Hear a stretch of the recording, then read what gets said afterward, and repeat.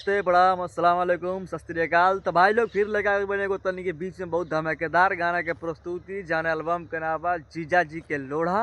जौन गाना के गोला बड़ा प्रमोद प्रेमी यादव जी फिर उहे लोकेशन पर गाना शूट करा गए भाई तनी के प्यार से बात मिलता तो दिल खुश जाला, लेकिन मिलत नहीं के खैर कोनो बात नहीं कि अपन काम बा रिव्यू कर गाना के बनावल गाना के बतावल बारे में। तो भैया लोग बिना देरी करते हुए थोड़ा सा एक छोटा सा झलक दिखाला प्रमोद प्रेमी यादव जी के गाना के। छूटे लगी हो टूटे लगी हो जनी घोसया तेरी हंसी छूटे लगी हो। तो भैया लोग थोड़ा सा हम गाना के झलक दिखौनी है तो कैसा लागल कमेंट में जरूर बताइए जाना। भाई वो गाना बना में बहुत समय लगेला, बहुत ये बार तो हर सिंगर में कंपटीशन बढ़ नहीं बा कि हर सिंगर चाहता कि एक से बेहतर क्वालिटी हम दी, बेहतर क्वालिटी के साथ काम करी। और बहुत ही अच्छा लगला, कंपटीशन रहे कि भी चाहिए तभी एक दूसरे आगे बढ़ला, बहुत ही बेहतर बा। लेकिन विवाद भोजपुरी बनावे के चाहिए। बड़ा लोग विवादों करता कि हमार गाना फलाने चल है, हमार गाना फलाने चल है। ठीक बा, विवाद ना होगा चाहिए, समझौता कर चाहिए। लेकिन आजकल भोजपुरी में विवाद चलता हर चीज़ के लेकर, लेकिन भोजपुरी यार विवाद अगर हो तो आगे बढ़ी नहीं बढ़ी। भाई प्रमोद प्रेमी गाना बहुत ही बढ़िया गाना बा, इमें एक्ट्रेस भी बहुत बढ़िया काम कर बड़ो जब ग्रुप के साथ डांस वीडियो बा एक से बढ़ के एक धमाकेदार इमें क्वालिटी वीडियो बा। एक बार जाके जरूर देखिए जान, सर्च करिए जान प्रमोद प्रेमी गाना के जीजा जी के लोढ़ा। बहुत ही बेहतर सॉन्ग बा, बहुत ही खतरनाक सॉन्ग बा। तो एक बार सुना जाना, भाई के सपोर्ट कर जान ताकि हमारो भाई के सपोर्ट कर जाए फावा के, ताकि तभी नहीं वीडियो बनाई यार कुछ आगे बढ़ी, कुछ आगे बढ़ी तो कुछ अपन जुगाड़ करी स्टूडियो में आई बैठ के अपन काम करी। तो भाई लोग थोड़ा अंतरा के बना देखा जाए पहले जी के सिलवट जीजा जी के लोढ़ा लागल जोड़ा।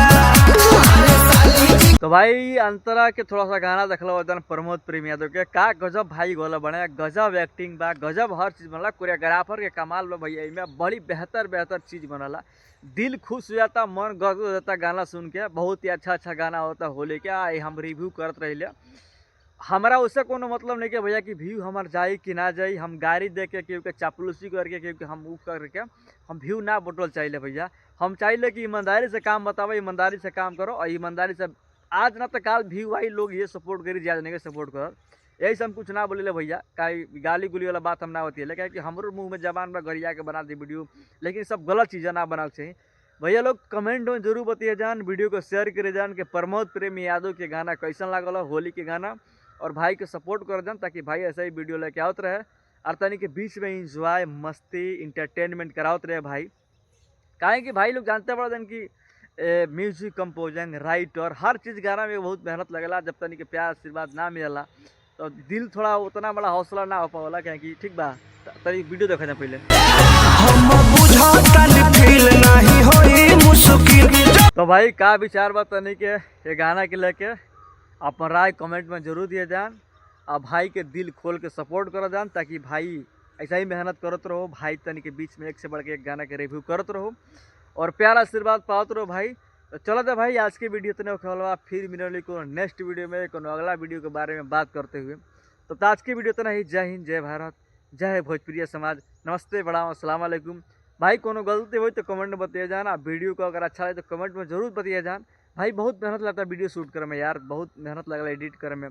प्यार आशीर्वाद ना मिले तो दिल टूट जाला, लेकिन खैर कोनो बात नहीं भाई, तो प्यार आशीर्वाद मिली एक दिन। भाई आज के वीडियो इतना ही, फिर मिली को नेक्स्ट वीडियो में।